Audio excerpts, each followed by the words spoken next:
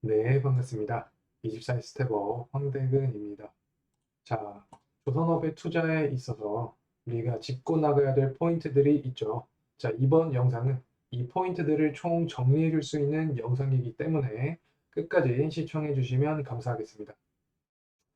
자, IMO 환경 규제를 통한 친환경 기술력, 그리고 더 나아가서 이 자율운항 로봇까지 조선업 산업의 패러다임 자체가 바뀌고 있고, 고유가 상황이 지속되면서 이 해양 플랜트 산업에 대한 수요 역시 증가하여 이 투자가 확대되고 있습니다.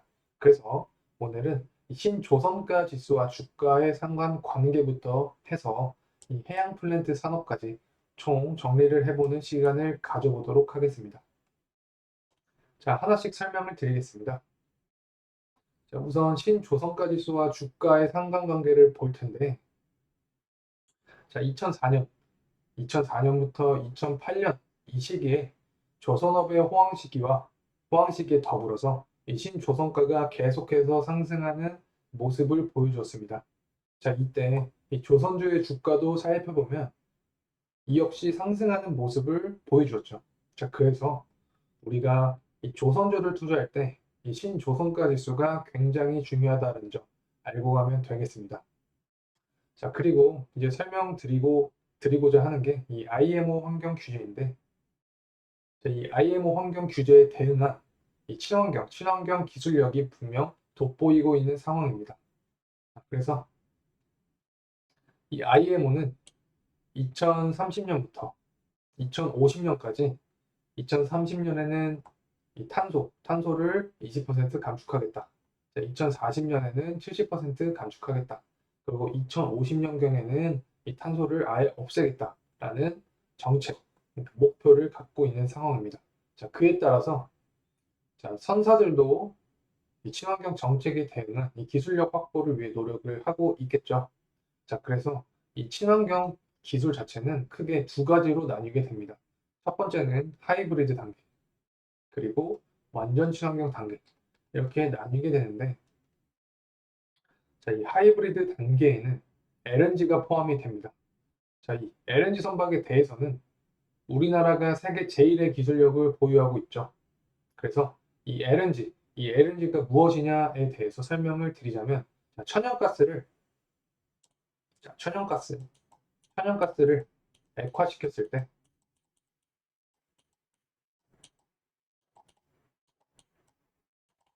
기체일 때보다 부피가 600분의 1로 줄어들기 때문에 이 천연가스를 액화했을 때 부피가 더 많이 줄어들기 때문에 친환경 에너지 비중의 확대와 함께 이 수요가 늘어났다. 그래서 이 LNG에 대해서 설명을 할 때는 부피, 기체일 때보다 액체일 때 부피가 더 줄어들기 때문에 친환경 에너지 비중의 확대와 함께 수요가 늘어났다라고 알고 가면 될 것 같고, 자, 그리고 이 친환경 기술력은 수익성 측면에서 큰 영향을 줍니다. 자, 이 LNG 선박 가격은 한 대당 약 1000억에서 2000억 수준입니다. 그래서 이를 통해 이 LNG 선박은 고부가 가치를 창출할 수 있겠다라고 우리가 해석을 할 수 있겠고, 또 우리가 이 LNG 선박 얘기하면서 이 리스크를 얘기를 할 텐데, 이때 항상 중국을 이야기합니다. 왜냐?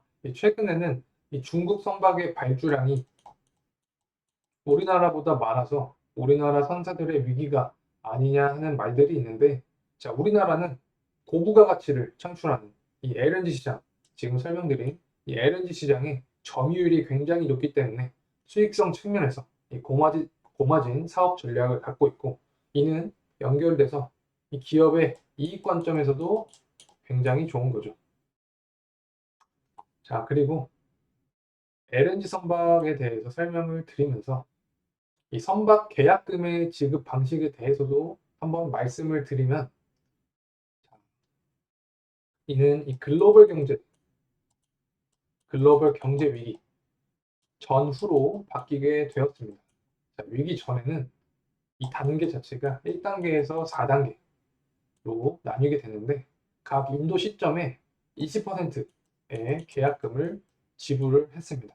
근데 이 글로벌 경제 위기 이후에 자, 큰 규모, 대규모의 자금이 묶여 있는 것을 싫어하는 이 기업들이 1단계에서 4단계, 이 단계에는 10%씩 지급을 하는 것으로 바뀌었고, 그 다음에 선박을 인도할 때, 이때 60%를 지급하기로 되었는데, 이는 우리가 전문 용어로 헤비테일 계약이라고도 합니다. 그래서 이 글로벌 경제 위기를 기점으로 헤비테일 계약으로 바뀌게 되었다. 근데 이 헤비테일 계약은 1단계에서 4단계까지는 계약금의 10%를 지급하고, 그리고 선박 인도 시에 60%를 지급한다 라고 알면 되겠습니다. 자, 그래서 이 하이브리드 단계에 대부분 차지하는 이 LNG에 대해서 말씀을 드렸고, 다음은 완전 친환경 단계입니다. 자, 완전 친환경 단계에는 암모니아, 수소, 메탄올 같은 이 대체 연료가 굉장히 중요한데, 자, 여기에 더해서 CCUS라는 것도 굉장히 중요합니다. 자, 이 CCUS, 이 시장은 자, 연평균 성장률이 13.8%를 보유 중이고, 전기차 시장이 매년 17%에서 20% 상승을 한다는 점을 고려했을 때 이 시장 성장률이 굉장하다고 보면 될 것 같습니다. 그에 따라 이 시장 파이도 굉장히 커지는 거죠. 자, 그래서 2030년에는 이 시장 규모가 70억 달러에 이를 것이라는 전망 또한 갖고 있습니다.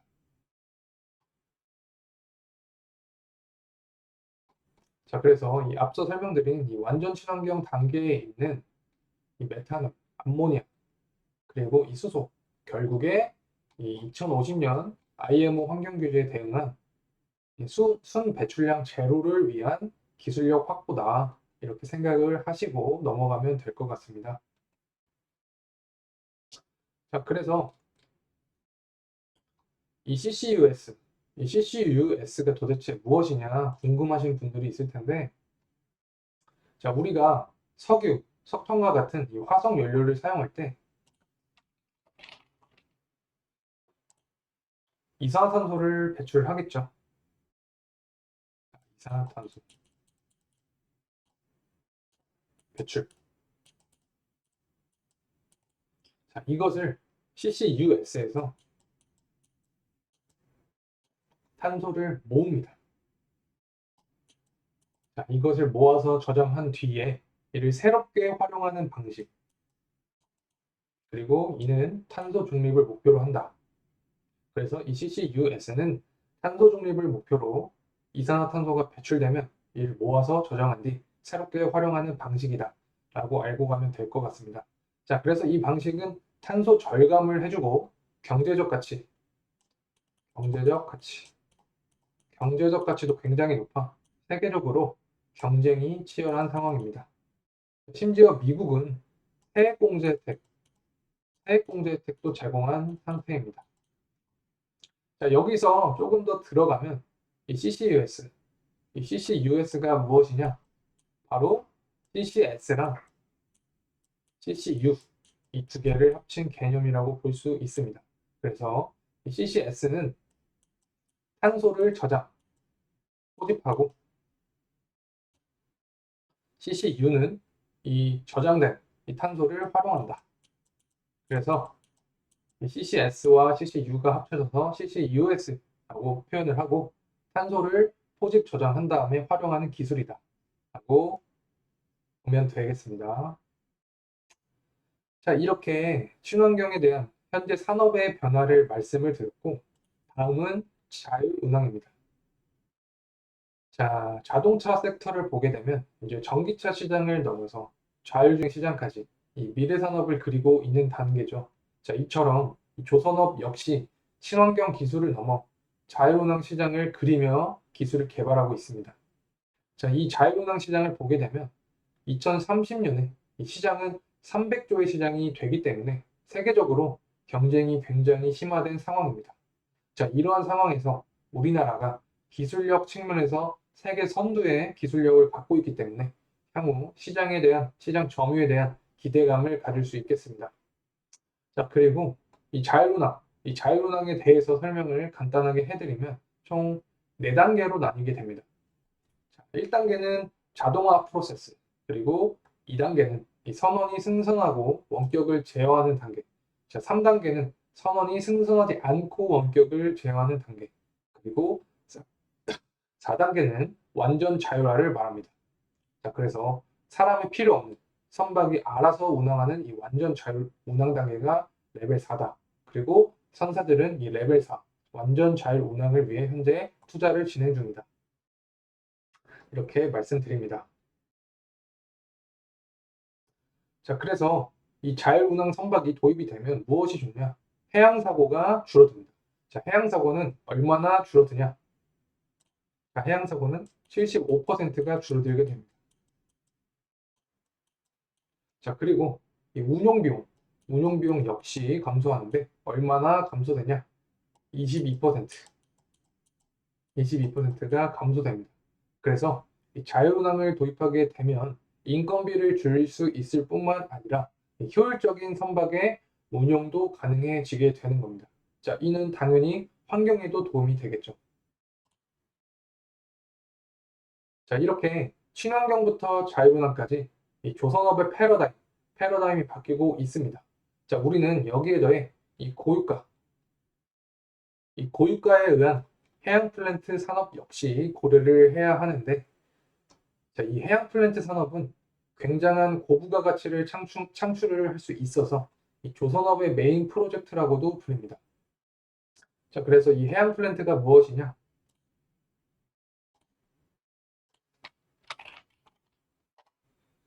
자, 이 해양 플랜트는 바다에 매장된 이 석유 그리고 가스 이를 시추 발굴하는 장비라고 보면 되고,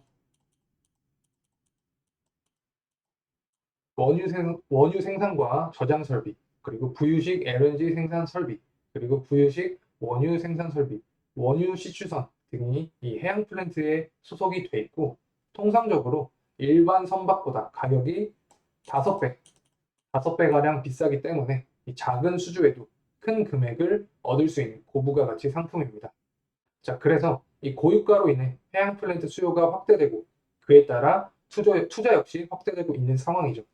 자, 연말까지 투자가 예정된 금액은 231조.